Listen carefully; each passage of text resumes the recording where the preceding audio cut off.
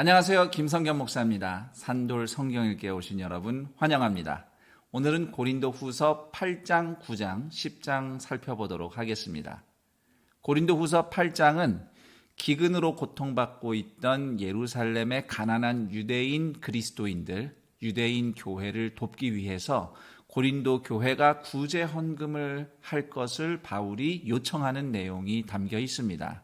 이 내용은 로마서 15장과 고린도전서 16장에 언급된 같은 구제 헌금이 되겠습니다. 우선 2절에 보시면 마게도냐 지방 교회들이 환난과 시련을 겪고 있는 와중에도 그들도 가난한데 오히려 연보, 즉 구제 헌금을 풍성하게 하나님 앞에 드렸다. 이렇게 기록이 되어 있는데요. 하나님이 은혜를 베푸시고 교회에 넘치는 기쁨이 있었기 때문인 겁니다. 돈이 많아서 여유 있어서 줄 수 있는 게 아닙니다. 물론 그래서 주는 분들도 있지만 그것은 기부일 뿐입니다. 그렇지만 구원의 은혜가 고마워서 그 기쁨이 풍성해서 드리는 것은 헌금, 그것이 교회가 행하는 구제가 되겠습니다. 이처럼 성도들로 하여금 풍성히 나누게 하는 구원의 은혜가 도대체 무엇인가? 고린도 후서 8장 9절 말씀 제가 읽어보겠습니다. 우리 주 예수 그리스도의 은혜를 너희가 알거니와 부요하신 이로써 너희를 위하여 가난하게 되심은 그의 가난함으로 말미암아 너희를 부요하게 하려 하심이라. 우리를 주 안에서 부요하게 하기 위해서 예수님이 대신 십자가에서 가난하게 죽으신 것입니다.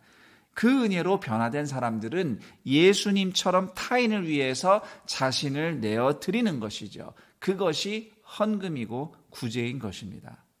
따라서 구제는 단지 선행으로만 이해할 것이 아니라 우리를 위해서 가난해지신 예수님의 성품에 참여하는 순종, 더 나아가서 예수님과의 코이노니아로 이해해야 하겠습니다.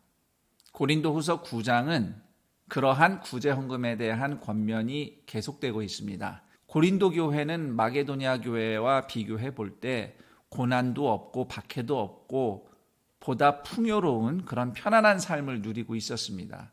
그럼에도 마게도냐 교회보다 나눔에 있어서는 인색했어요.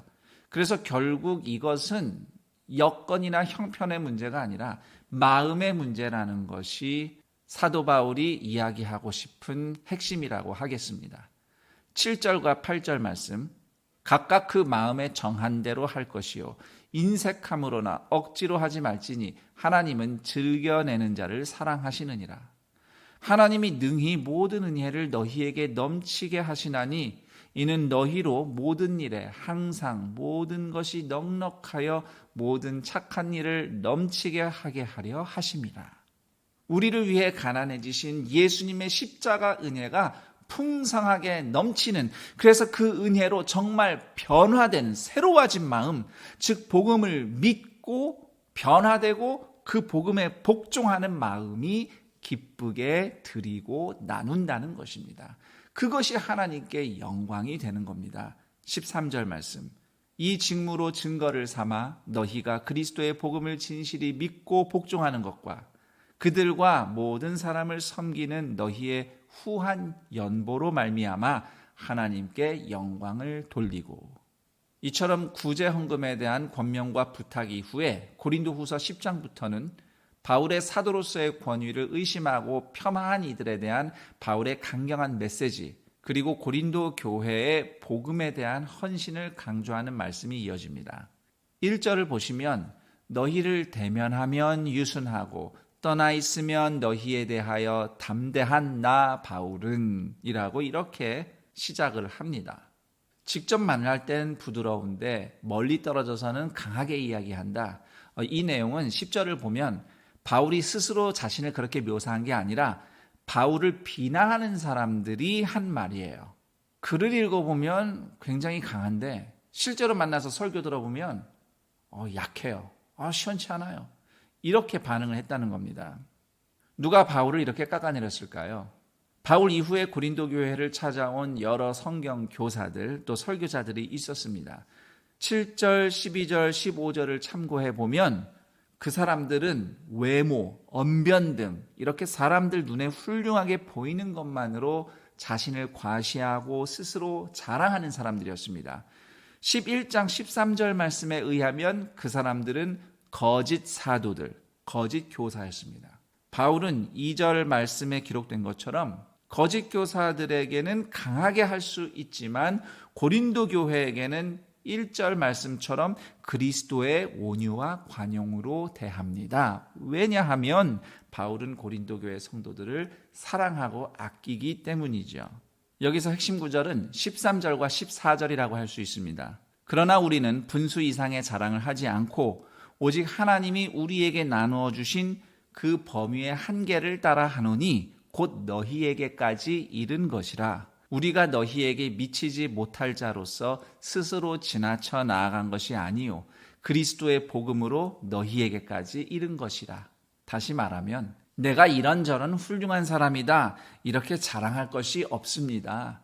그저 주님이 나를 용서하셨고 나를 변화시키셨고 사명 주셔서 고린도 성도들을 섬기게 된 것이 자랑스러울 뿐입니다 라는 말입니다. 그리고 고린도후서 10장에서 제일 유명한 구절 하나 뽑으라면 17절이라고 하겠습니다. 자랑하는 자는 주 안에서 자랑할지니라. 이 말씀이 사실 구약 성경 예레미야 9장 23절 24절로부터 온 말씀입니다. 그래서 예레미야서 말씀을 보면 주 안에서 자랑하는 게 무슨 뜻인지 더 정확하게 알 수 있어요. 예레미야서 9장 23, 24절 제가 읽어드리겠습니다. 여호와께서 이와 같이 말씀하시되 지혜로운 자는 그의 지혜를 자랑하지 말라. 용사는 그의 용맹을 자랑하지 말라. 부자는 그의 부함을 자랑하지 말라. 자랑하는 자는 이것으로 자랑할지니 곧 명철하여 나를 아는 것과 나 여호와는 사랑과 정의와 공의를 땅에 행하는 자인 줄 깨닫는 것이라. 나는 이 일을 기뻐하노라. 여호와의 말씀이니라. 다시 말해서 사랑과 정의와 공의의 하나님을 내가 아는 것, 아니 그분이 나를 아시는 것을 자랑하라. 이런 의미의 말씀이 되겠습니다. 자, 여기까지 고린도후서 8장, 9장, 10장 내용 살펴봤습니다. 저는 여기서 인사드리고 내일 그 다음 장 내용과 함께 여러분을 찾아뵙도록 하겠습니다. 감사합니다.